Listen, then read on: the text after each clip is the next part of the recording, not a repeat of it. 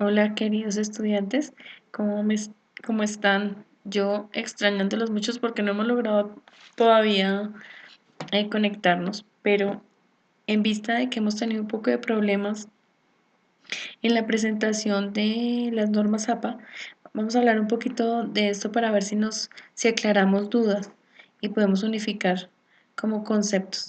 Entonces, ¿por qué las normas APA? ¿Saben qué nos favorecen las normas APA? Pues necesitamos generar una unificación, una estandarización, que el que lea sepa dónde es el principio y dónde es el final.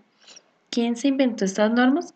La American Psychological Association. Es una guía para la elaboración y presentación de los trabajos escritos y se utilizan a nivel científico y a nivel de trabajo de grado, por ejemplo, o a nivel de artículos importantes. Pero todo esto es con el fin de que aquí la vamos a utilizar porque necesitamos aprenderlas a manejar, porque en el momento que nosotros lleguemos a realizar una tesis y no sepamos aplicación de normas APA, pues nos vamos a demorar más. Entonces, qué mejor que empezar desde ahora a manejarlas. ¿Cómo redactar? Es muy importante la parte de la redacción. Los textos deben ser redactados en tercera persona o en infinitivo. Eh, Cuando, por ejemplo, citamos, entonces podemos decir los autores Jones y Jules consideran que tal cosa o se considera tal cosa y al final ponemos entre paréntesis los autores que fueron. Se deben evitar usar adjetivos o pronombres específicos para los sexos. O sea, ella, él, no. O sea, debemos ser más específicos. ¿Cuál es el formato? El estilo de APA requiere un formato bastante simple. El interlineado, se me traba la lengua, perdón, debe ser doble en todo el texto. La fuente debe ser Times New Roman de 12 puntos o de 12 del tamaño 12. El encabezado, bueno, el encabezado, ahí se utilizan tres niveles de títulos. El primero debe ser escrito en negrilla y centrado, que es el título grande. El secundario, que debe ser escrito en cursiva y al margen izquierdo. Y el terciario, escrito en cursiva, pero el texto debe ser continuado en la misma línea. Entonces, es como, digamos, un subtítulo que llamamos nosotros. Y entonces lo ponemos en cursiva, dos puntos y seguimos escribiendo.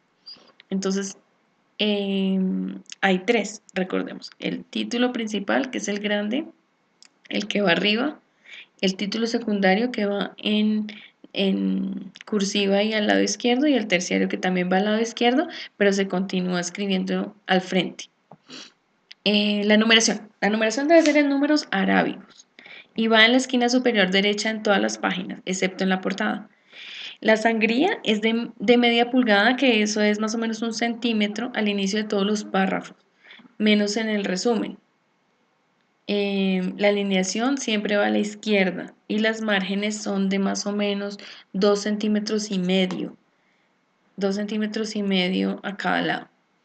Las citas, muy importante y algo que se lo he recalcado a todos en los trabajos que me han enviado, porque en todo trabajo de investigación se debe citar a los autores en los que hemos basado nuestro trabajo. Entonces debemos darle ese crédito que ellos se merecen por su investigación y no debemos tomarlo sin nombrarlos, porque eso sería fraude, sería robarle el conocimiento que muy duramente la gente ha logrado, y porque al no ponerlos estamos como si estábamos diciendo como no, esto no lo dijo él, lo dije yo. Entonces, cuidado con eso, ojo. El formato normalmente se caracteriza por utilizar primero el apellido del autor, seguido del año de la publicación. Las citas requieren el paréntesis dentro del texto y no necesariamente en las pie de página como digamos creo que las hacen las normas Icontec. La cita en el texto debe tener entonces el nombre del autor y la fecha de publicación. Recuérdenlo. Eh, Cuando esa fuente involucra más de 3 autores, la primera vez que se cite se deben nombrar todos. Entonces, Rodríguez, Merchán y Castro.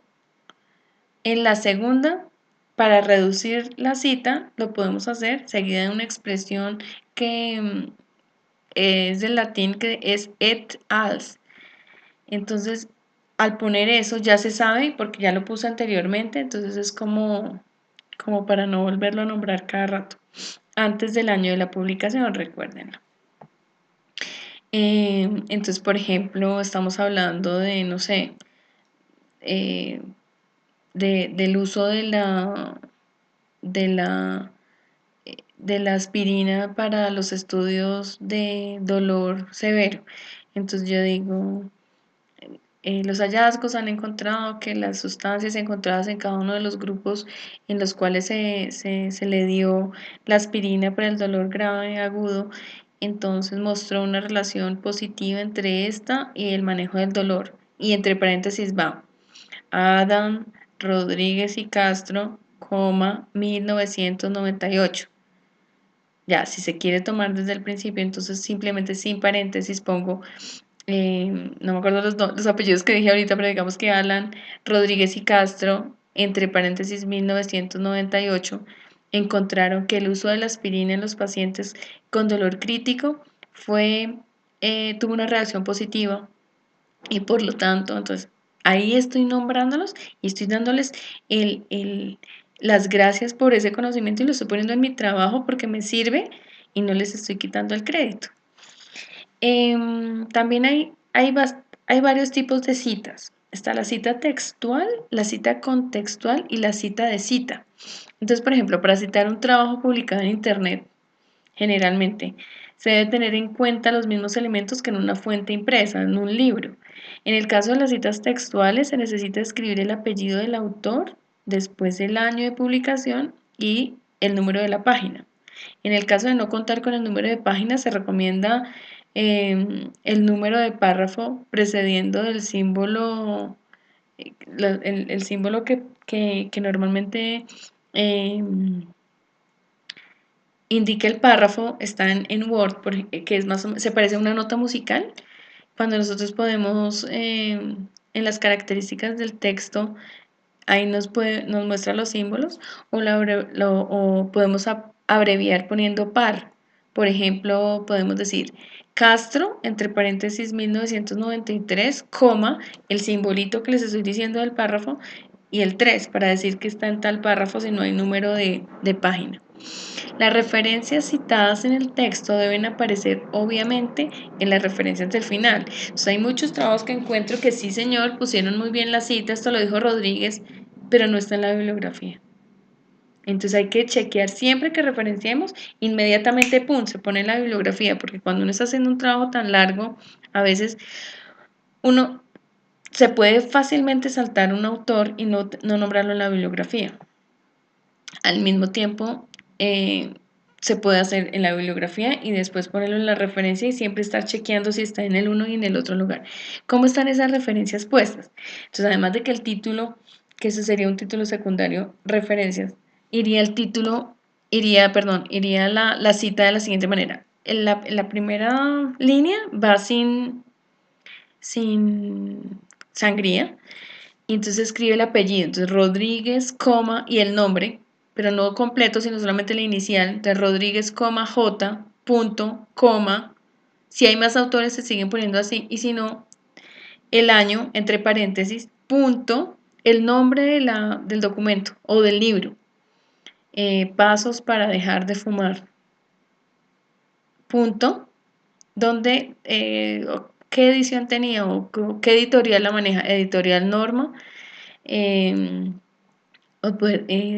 tercera edición, segunda edición, página de la 31 a la 35. Eso es lo que debe tener una referencia.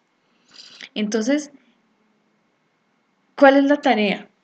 Empecemos a aplicar las normas APA. Esto es calificable, por favor, porque hace parte de su aprendizaje. Les pido el favor de que si tienen dudas, yo les puse en la mayoría de las actividades los links para donde están las normas APA para que chequemos una vez más cómo es que se hacen las normas APA, pero apliquémosla de la mejor manera, por favor. Esto realmente enriquece el conocimiento y va a enriquecerlos y me lo van a agradecer cuando estén haciendo su tesis de grado o una tesis de especialización.